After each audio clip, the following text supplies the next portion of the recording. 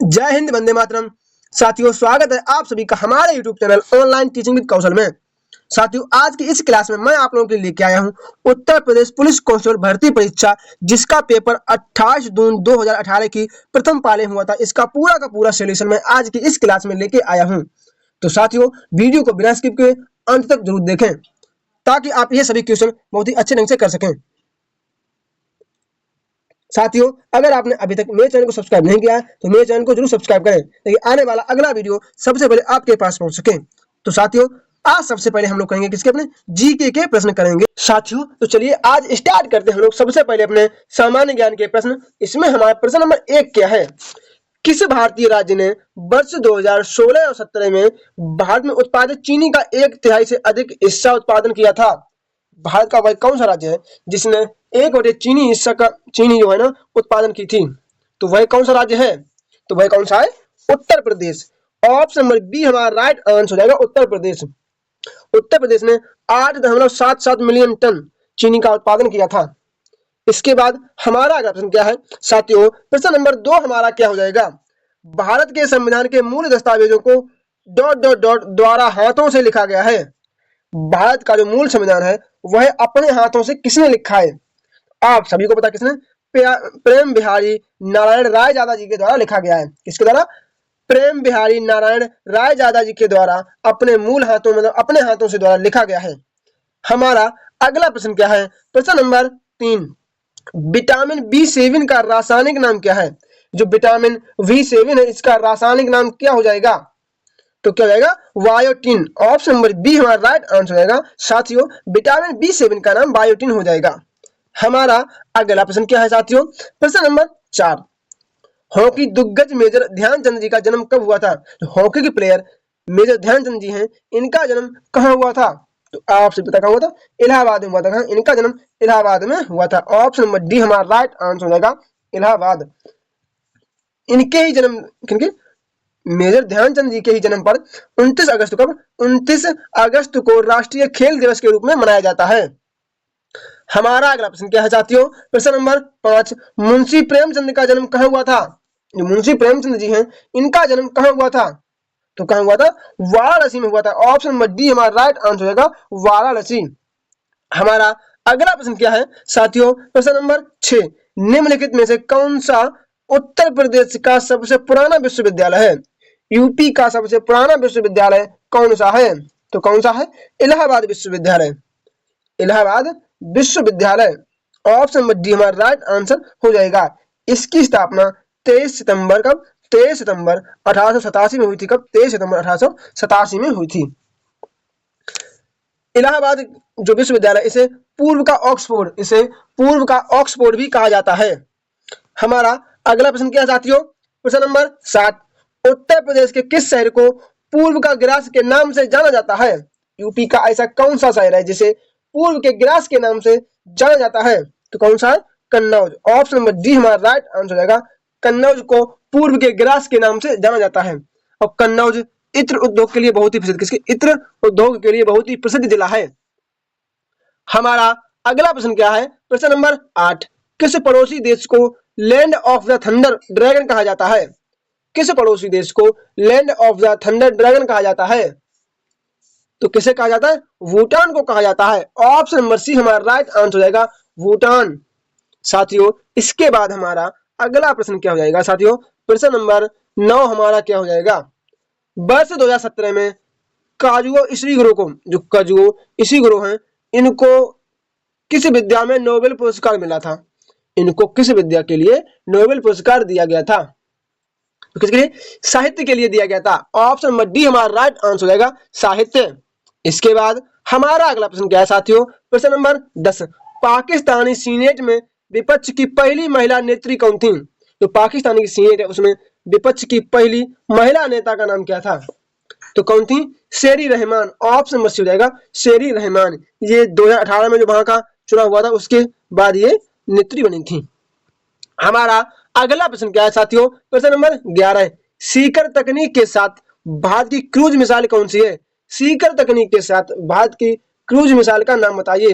तो वह कौन सी है? ब्रह्मोस। ऑप्शन नंबर सी हमारा राइट आंसर होगा, ब्रह्मोस। दागो और भूल जाओ, ब्रह्मोस को दाग दो और ये भूल जाओ कि इसके सामने वाला दुश्मन मिलेगा नहीं, उड़ जाएगा।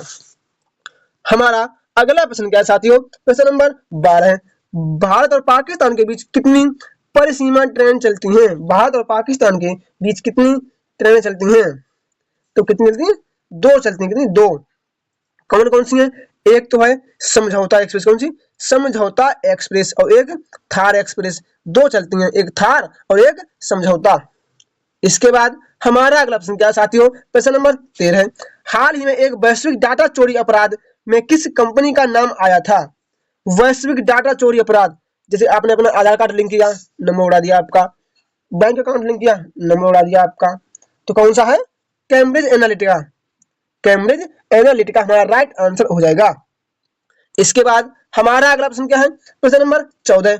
15वीं रूस भारत चीन त्रिपक्षीय विदेश मंत्रियों की बैठक दिसंबर 2017 में कहाँ हुई थी? जो 15वीं रूस भारत और चाइना की जो त्रिपक्षीय बैठक है, ये कहाँ की गई थी? तो कौन थी? नई दिल्ली में हुई थी। ऑप्शन नंबर डी हमारा राइट आंसर हो जाएगा, नई दिल्ली। हमारा अगला प्रश्न क्या साथियों, प्रश्न नंबर 15 हमारा क्या हो जाएगा? भारत में ब्रिटिश शासन का सबसे बड़े पैमाने पर विस्तार सहायक संधियों के माध्यम से हुआ, जो किस गवर्नर जनरल के शासनकाल में शुरू हुई थी? सहायक संधि की शुरुआत करने वाला भारत का गवर्नर जनरल का नाम क्या है? तो कौन है? Lord Wellesley. लॉर्ड वेलेजली ने सहायक संधि को शुरुआत की थी। हमारा अगला प्रश्न क्या है साथियों, प्रश्न नंबर 16। गुरु गोविंद सिंह की मृत्यु के बाद गुरु की संस्था समाप्त हो गई और सिखों का नेतृत्व उनके विश्वसनीय शिष्य को सौंप दिया गया। गुरु गोविंद सिंह जी की मृत्यु के बाद उनकी संस्था को आगे बढ़ाने का कार्य किसने किया? उनकी संस्था को आगे बढ़ाने का कार्य किसने किया? तो चलिए हम इसके ऑप्शन देखते हैं। तो साथियों किसने किया था? ऑप्शन नंबर बी, बंदा बहादुर जी ने किया था। बंदा बहादुर जी ने किया था। हमारा अगला प्रश्न क्या है, प्रश्न नंबर 17। पाकिस्तान का नाम सबसे पहले किसके द्वारा गढ़ा गया था? तो पाकिस्तान का नाम शब्द है, ये पाकिस्तान जो शब्द है, ये सबसे पहले किसके द्वारा बोला गया था या किसके द्वारा कहा गया था? तो किसने कहा था? चौधरी रहमत अली। चौधरी रहमत अली ने कहा था। हमारा अगला प्रश्न क्या है साथियों, प्रश्न नंबर 18। रविंद्रनाथ टैगोर ने अपनी नाइटहुड की उपाधि कब छोड़ दी थी और किसके विरोध में त्याग दी थी? रविंद्रनाथ टैगोर ने अपनी जो नाइटहुड की उपाधि है, ये जलियांवाला बाग हत्याकांड 13 अप्रैल 1919, कब? 13 अप्रैल 1919 के विरोध में त्याग दी थी। हमारा अगला प्रश्न क्या साथियों, प्रश्न नंबर 19। गोदावरी झील का उद्गम स्थल किस राज्य में है?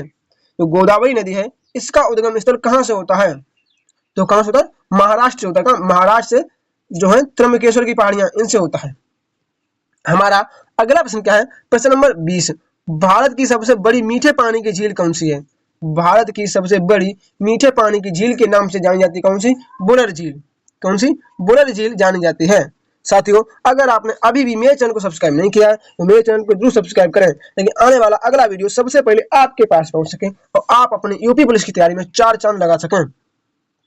हमारा अगला प्रश्न क्या है साथियों, प्रश्न नंबर 21। भारतीय संविधान में कानून बनाने की निर्धारित प्रक्रिया काफी हद तक ... संविधान द्वारा प्रभावित है।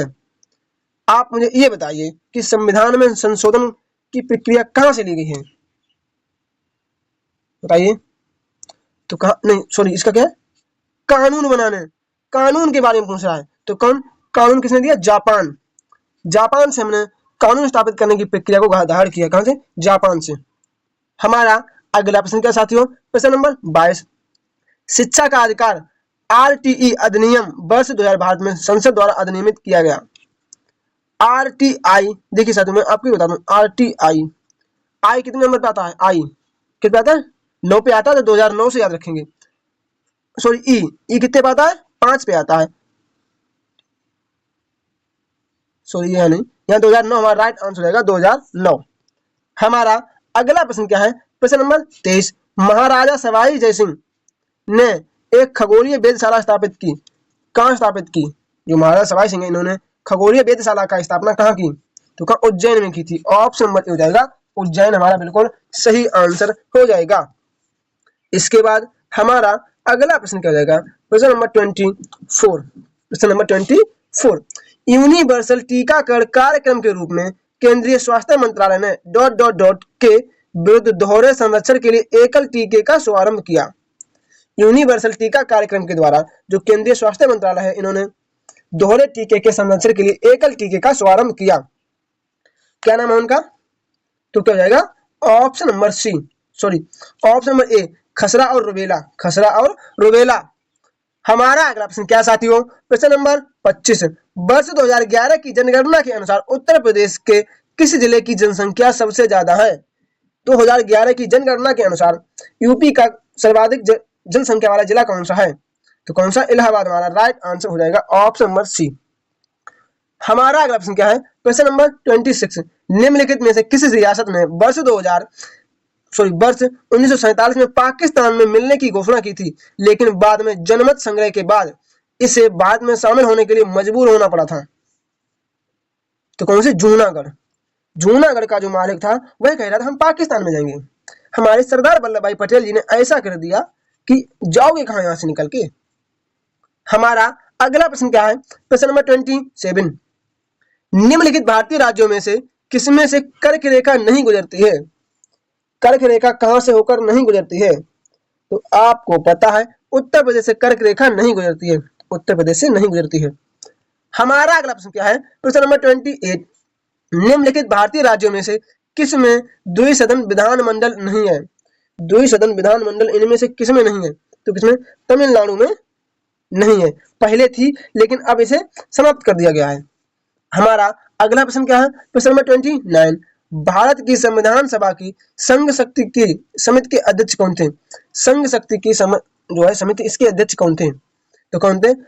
पंडित जवाहरलाल नेहरू, पंडित जवाहरलाल नेहरू। हमारा अगला प्रश्न क्या है? प्रश्न नंबर 30, प्राचीन गणित पुस्तक गणित सार संग्रह किसके द्वारा लिखी गई है?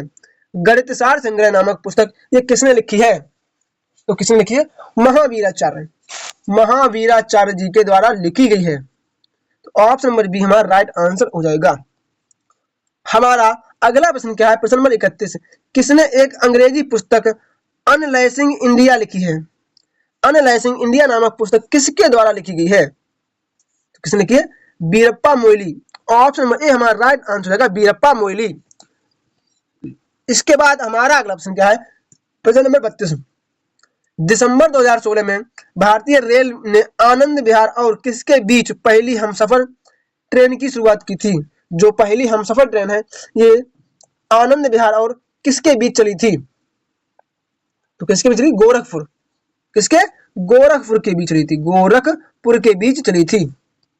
हमारा अगला प्रश्न क्या हो जाएगा साथियों? प्रश्न नंबर हमारा 33, प्रसिद्ध सूफी संत शेख सलीम चिश्ती की दरगाह यूपी के किस जिले में स्थित है या किस शहर में स्थित है? तो कहां है? Fatehpur Sikri. Option number C हमारा राइट आंसर होगा फतेहपुर सीकरी में स्थित है। हमारा अगला प्रश्न क्या है? प्रश्न नंबर 34, हिमालय का तीसरा सबसे बड़ा शिखर कौन सा है? हिमालय का सबसे बड़ा शिखर जो तीसरा शिखर है वह कौन सा शिखर है? तो कौन सा है? कंचनजंगा, माउंट कंचनजंगा। हमारा अगला प्रश्न क्या है? प्रश्न नंबर 35, उत्तर प्रदेश का राजकीय फूल कौन सा है? तो कौन सा? पलाश। यूपी का राजकीय फूल पलाश है। हमारा अगला प्रश्न क्या है? प्रश्न नंबर 36, मनुष्यों में वित्त का उत्पादन जो पित्त है इसका उत्पादन किस अंग में होता है? तो कहां होता है? यकृत में होता है। कहां? यकृत या जिगर, एक की बात होती है। हमारा अगला प्रश्न क्या है? प्रश्न नंबर 37, राष्ट्रीय मानवाधिकार आयोग भारत में कब स्थापित हुआ? राष्ट्रीय मानवाधिकार आयोग की स्थापना कब की गई? तो कब? 1993 में की गई थी। हमारा अगला प्रश्न क्या है? प्रश्न नंबर 38, निम्नलिखित रोगों में से कौन सा रोग फफूंद के कारण होता है? फंगस से होने वाला रोग कौन सा है? तो कौन सा है? दाद या रिंगवर्म। हमारा राइट आंसर हो जाएगा ऑप्शन नंबर डी।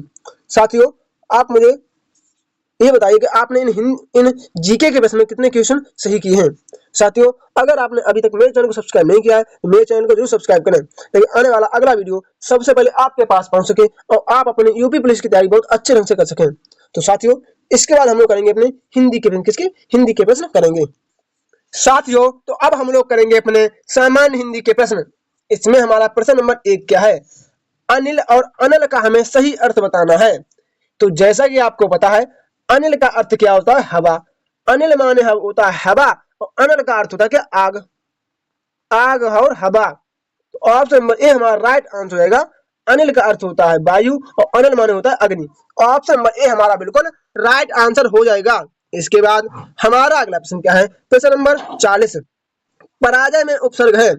पराजय में कौन सा उपसर्ग है, जो पराजय है इसमें कौन सा उपसर्ग है, तो कौन सा होगा, पराधन अजय।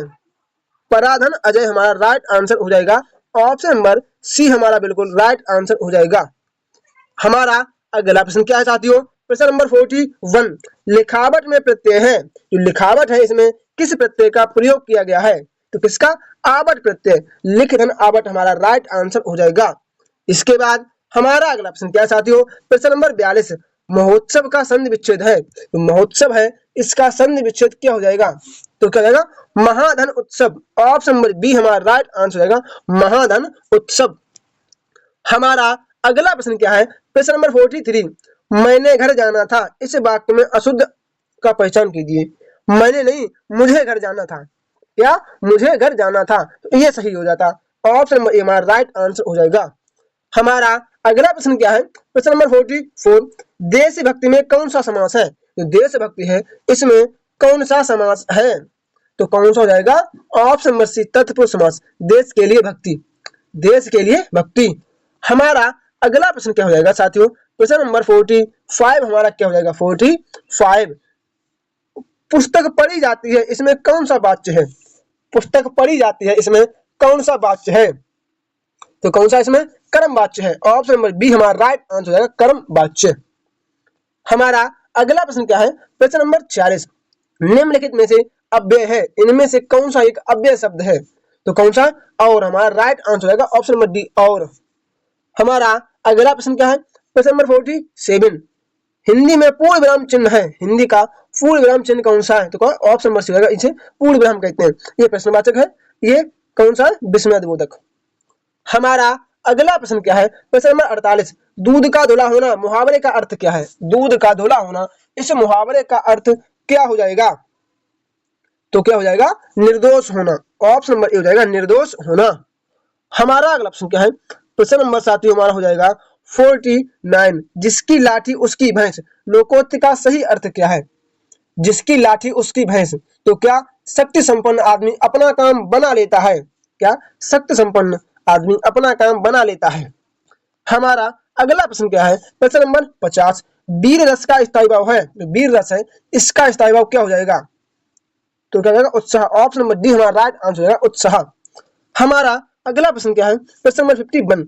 दोहा के प्रथम चरण में कितनी मात्राएं होती हैं। जो दोहा है इसके प्रथम चरण में कितनी मात्राएं होती हैं, तो कितनी होती हैं, 13 मात्राएं होती हैं। प्रथम चरण में 13 मात्राएं होती हैं, और दूसरे और चौथे में कितनी होती हैं, 11-11।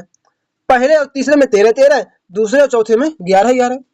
हमारा अगला प्रश्न क्या है, प्रश्न नंबर 52। निम्नलिखित में से कौन सा शब्द शब्दालंकार है, इनमें से कौन सा एक शब्दालंकार का भेद है, तो कौन सा है, रूपक। रूपक शब्दालंकार के अलंकार के अंतर्गत आता है। हमारा अगला प्रश्न क्या है साथियों, प्रश्न नंबर 53। निम्न में तालव्य ध्वनि है, इनमें से तालव्य ध्वनि कौन सी हो जाएगी, तो ऑप्शन नंबर सी सा हमारा राइट आंसर हो जाएगा। हमारा अगला प्रश्न क्या है, प्रश्न नंबर 54। निम्नलिखित में से कौन सा वर्ण अघोष है, अघोष वर्ण हमें बताना है, तो क्या हो जाएगा, ऑप्शन नंबर 1 का हमारा अघोष वर्ण हो जाएगा। हमारा अगला प्रश्न क्या है, प्रश्न नंबर 55। निम्न में से सब कौन सा शब्द स्त्रीलिंग है, इनमें से कौन सा शब्द एक स्त्रीलिंग शब्द है, तो क्या रचना की जाती है, रचना की जाती है। ऑप्शन नंबर डी हमारा राइट आंसर हो जाएगा। हमारा अगला प्रश्न क्या है, प्रश्न नंबर 56। निम्न में से कौन सा शब्द पुल्लिंग है, इनमें से कौन सा एक शब्द है जो पुल्लिंग है, तो कौन सा है, राष्ट्र। हमारा राइट आंसर हो जाएगा ऑप्शन नंबर बी, राष्ट्र। हमारा अगला प्रश्न क्या है, प्रश्न नंबर 57। किस शब्द का प्रयोग सदा बहुवचन में होता है, इनमें से ऐसा कौन सा शब्द है जिसका प्रयोग हमेशा बहुवचन में किया जाता है, तो कौन सा है, प्राण। ऑप्शन नंबर सी हमारा राइट आंसर होगा, प्राण। हमारा अगला प्रश्न क्या है, प्रश्न नंबर 58। ने किस कारक का चिन्ह है, जो ने है ये किस कारक के चिन्ह के अंतर्गत आता है, तो कर्ता ने, कर्ता ने। साथियों अगर आपने अभी तक मेरे चैनल को सब्सक्राइब नहीं किया है तो मेरे चैनल को जरूर तो मेरे चैनल को जरूर सब्सक्राइब करें। आपको हमारे चैनल से जुड़ने के बाद डेली आपको प्रीवियस क्वेश्चन करने को मिलेंगे। हमारा अगला साथियों, हमारा अगला प्रश्न क्या है? प्रश्न नंबर 59 हमारा क्या हो जाएगा? निम्नलिखित में सर्वनाम है, इनमें से कौन सा सर्वनाम है? तो कौन सा? आप। देखो आप, मैं, तुम, वह, कौन, ये सभी सर्वनाम के अंतर्गत आते हैं। इसके बाद हमारा अगला प्रश्न क्या है? प्रश्न नंबर 60 निम्नलिखित में विशेषण शब्द है, इनमें से कौन सा एक शब्द विशेषण है? तो कौन सा है? बुढ़ापा। बुढ़ापा हमारा बिल्कुल राइट आंसर रहेगा। बुढ़ापा एक विशेषण शब्द है। हमारा अगला प्रश्न क्या है? प्रश्न नंबर 62 लड़के ने पुस्तक पढ़ी, वाक्य का काल कौन सा है? लड़के ने पुस्तक पढ़ी, इस वाक्य में कौन सा काल है? तो कौन सा है? पूर्ण वर्तमान काल है। हमारा अगला प्रश्न क्या है? प्रश्न नंबर 63 निम्नलिखित में तद्भव शब्द कौन सा है? तद्भव शब्द कौन सा है? तो क्या अचरज हमारा राइट आंसर रहेगा, ऑप्शन नंबर अचरज। हमारा अगला प्रश्न क्या है? प्रश्न नंबर 64 शीत का विलोम होगा, जो शीत है इसका विलोम क्या हो जाएगा? तो क्या? उष्ण हो जाएगा, ऑप्शन नंबर डी हमारा राइट आंसर हो जाएगा। हमारा अगला प्रश्न क्या है? प्रश्न नंबर 65 कर का अर्थ नहीं होता है, जो कर है इसका अर्थ क्या नहीं होता है? तो क्या नहीं होता है? सूर्य नहीं होता है। हमारा अगला प्रश्न क्या है? प्रश्न नंबर 66 जो कठिनाई से मिलता है उसके लिए हमें एक शब्द बताना है। जो कठिनाई से मिलता है उसके लिए हमें एक शब्द बताना है। तो कौन सा रहेगा? ऑप्शन नंबर बी दुर्लभ हमारा राइट आंसर रहेगा, दुर्लभ। हमारा अगला प्रश्न क्या है साथियों? प्रश्न नंबर हमारा अगला हमारा प्रश्न क्या है? प्रश्न नंबर 72 बीजक किसकी रचनाओं का संग्रह है? जो बीजक है, ये जो बीजक है ये किसकी रचनाओं का संग्रह है? तो किसकी रचना है बीजक? कबीरदास जी की रचना है बीजक। हमारा अगला प्रश्न क्या है? प्रश्न नंबर 43 अंधेरे नगरी नाटक के रचयिता कौन है? अंधेरे नगरी नाटक किसके द्वारा लिखा गया है? जिसने भारतचंद्र हरिश्चंद्र जी ने लिखा है। हमारा अगला प्रश्न क्या है? प्रश्न नंबर 74 कामायनी के रचनाकार कौन है? कामायनी है, ये रचना किसने लिखी है? किसने लिखी? जयशंकर प्रसाद, ऑप्शन नंबर ए हो जाएगा, जयशंकर प्रसाद।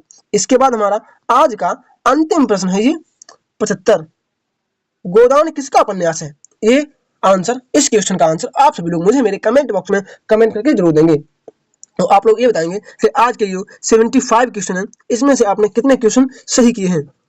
और साथियों अगर आपने अभी तक मेरे चैनल को सब्सक्राइब नहीं किया है तो मेरे चैनल को जरूर सब्सक्राइब करें, ताकि आने वाला अगला वीडियो सबसे पहले आप लोगों के पास पहुंच सके तो आप अपनी यूपी पुलिस की तैयारी में 4 चांद लगा सकें। तो चलिए साथियों मिलते हैं इसके बाद अपनी अगली क्लास में, तब तक के लिए जय श्री राम, राधे राधे।